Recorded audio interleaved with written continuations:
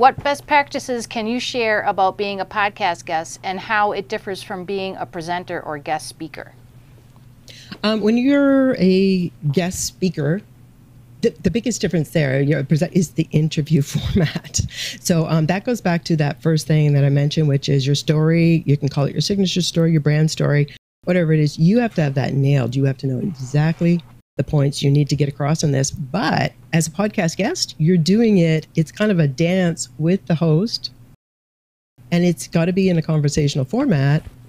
And you're kind of negotiating the meaning of all this and creating this conversation based on the questions they're asking you. So it's a little bit like ballroom dancing, backwards and in heels sort of thing. You know what it is you need to achieve, but you've got to do it within the confines of the format of the show and the questions that the host is asking you, keeping it light, keeping it interesting.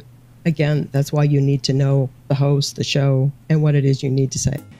So you have the 3 Ps, and then you also have proof. Right. Talk about your proofs. Absolutely. Working with businesses, as I talked about earlier, as a business grows and scales, the challenges change. What got you from I have an idea to I'm actually, somebody bought it, and from that idea, we'll call that foundation. From foundation to growth, or from growth to scale, those are 3 different journeys for a business owner and a business to make. And you've heard the line, what got you here won't get you there. Mm-hmm. So what it takes to get to foundation is different than what it takes to get to growth and what it takes to get to scale. And so that proof of model, the proof of concept model is, if you're a foundation, we've got proof of market. You have a thing that people are buying. If you have not sold one of your thing yet, we don't have any market. We haven't proved out that there's a market for your idea, your product, your service. I do like the part where you're talking about be the person that they enjoy being around instead of delivering the boring information, the logic, being in the, what you said, was it the brown box? Yes. Resonates a lot with what coaches say and what they talk about being yourself or authentic. And so outside of prayer and meditation, which we kind of already talked about a little bit, but how else can we increase our buying energy? The big thing is, and I think you touched on it a little there, is actually give a bit of you and how you will work with them. And the language is what we will do together and what you will get from working with us. Because a lot of people in the process leading up to the conversation is, here's some more information about me.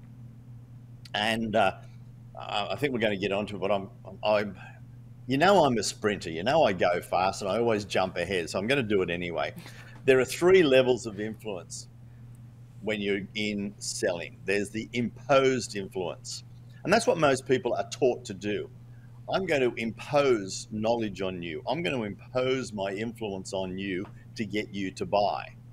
Now, that's the typical present and pitch that everybody's taught. We're going to present all this great information, hope they've got a lot of good information so they make a buying decision.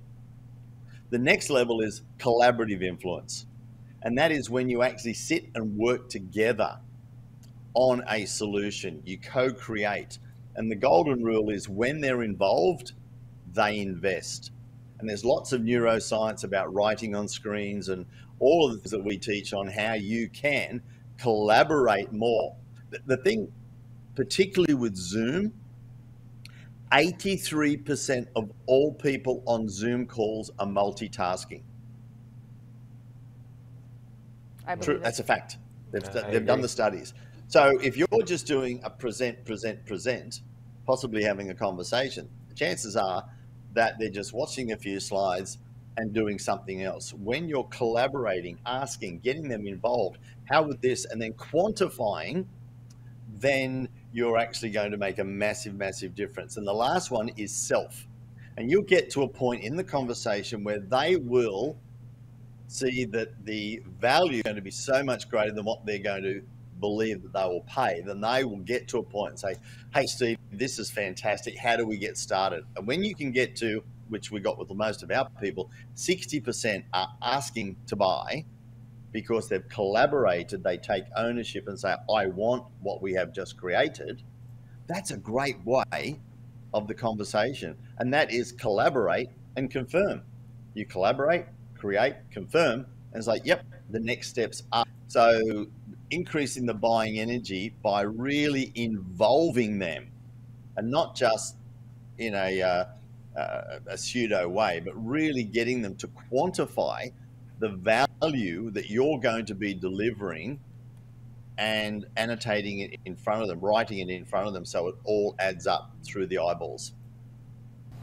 I just saw a movie and they talked about the winner effect. Like if you win, your brain thinks that you're going to win, and it creates like a habit of winning. And when you break through that fear, what can we do for a small win every day to kind of create that winning effect of breaking through and getting past those hindrances? Think of it as winning momentum. So there was a time when I was in California and I was overwhelmed with all of the work that I needed to do, and I was constantly beating myself up. Didn't do this. I'd be in the shower and be like, oh no, I didn't do that, I didn't do that, I didn't do that. And just constantly not feeling like I was doing enough, or that I was messing up all the time. And at one point, my mind went, I can't handle this anymore. My mind said, stop beating yourself up. I'm going to have a breakdown if this continues. And so after that happened, I just focused on progress, not perfection. And it was whenever I started to beat myself up, or I started to think about the things I wasn't doing, or I was feeling down about not doing well enough in my own self-imposed expectations, I would say progress, not perfection. And I would just keep saying it over and over again, kind of like a crazy person, until I started to internalize it. Progress, not perfection. Progress, not perfection. Progress, not perfection. And I would repeat it until I really put myself in that mode. And then I would say, okay, how am I making progress right now? What action can I take to make progress right now? And every time I took that step, that was a win. So building that winning momentum of just knowing the object is not perfection or to be there, because there's no there, but it's about making continual progress. How often, you talked a little bit about the schedule, so how often is that? Are we doing that every day, or should somebody use an automation tool? Yeah, I mean, obviously, the platforms are always changing, and you're going to get the most engagement if you post directly on the platforms versus using some of the automation tools and scheduling tools. In my opinion, there's always trade-offs. If you want the greatest engagement and you have the most time, do it directly in the platforms. If you are just getting started and you just need to try to make it as simple as possible, scheduling it and getting started that way might make sense for you. That you may not get as much engagement, but you're getting it done. You're showing up. You're building your content library and stuff so that people are going out there and seeing that you're there consistently and what you're all about. Typically, a lot of my clients, I think it depends on what industry you're in. For most of my clients, if they're doing 2 or 3 days a week to start with, that's great. That's fantastic. And we'll talk about some ideas of what that might look like. As you keep building and doing more, maybe you get up to that 5 days a week. But you also don't want to be inundating people in certain markets so much that they're like, okay, now you're turning me off, that every time I turn on, I just get another post about you that's promotional. So making sure that mix too of what you're sharing isn't all promotional content, that it is those things of how am I giving back in the community, who am I as an individual, those other types of content that you're putting out there as well. I think mixing it up too might be good too. Like if you do schedule some of them, schedule 2 or 3 of them, but then throw in something totally random to help with your engagement. Yeah, and I think that's a perfect example of like how do you incorporate the real-time posts into that content as well.